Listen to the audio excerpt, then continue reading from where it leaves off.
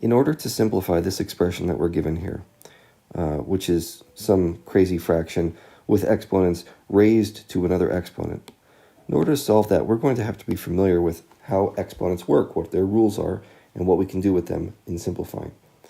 And I wrote down here 3 rules which I think are good to know. There's more, but for this problem we need at least 2 of these. We need the quotient rule and we need the power rule. I don't think we're going to be using the product rule at all, but who knows, you might be able to figure out some way. Quotient rule, you can see, is going to be useful because this tells you how to handle a fraction on the inside of a parentheses with an exponent on the outside. And we've got some of that to deal with. And the power rule is going to be useful in that it tells us how to deal with exponents on the inside that are raised to another exponent on the outside of the parentheses. And we certainly have some of that going on too. You can see right here. So let's try to figure out how to put these together.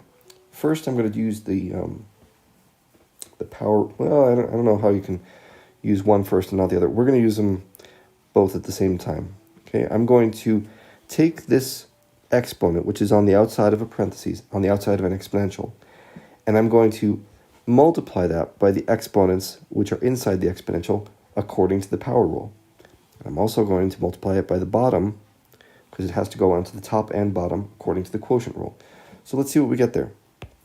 Some fraction like this, y to the 15 times negative 4/3. And on the bottom you have x to the 3 times negative 4/3. Okay, a lot going on there, so let's simplify it. 15 times negative 4 over 3, that becomes negative 60 over 3. Okay, that's not quite as bad. And x, 3 times negative 4 is negative 12 over 3. And we can simplify those more because I know what 60 divided by 3 is. That's just y to the negative 20 and x to the negative 4. Okay, so you might think you're done at this point and you go to look for your answers and hey, guess what? There's only positive exponents in your list of answers. So you have to understand what this negative exponent means.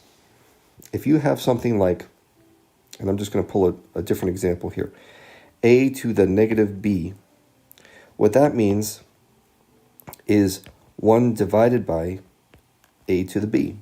So you basically just flip it from the top of a fraction, as it is over here, to the bottom of that fraction, and you change the exponent from a negative to a positive. Okay, so what that means is, let me put that over here as another rule I should know.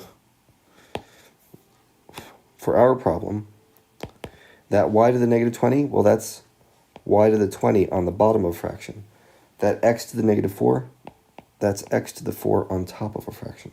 So x fourth over y 20th. Let's see. Yeah, we've got that one right here. Okay, so a couple of rules, just to review, that would be really useful if you had memorized. You've got the quotient rule, product rule, which we didn't end up using. Power rule is very good. And then also what negative exponents mean. That will come up from time to time.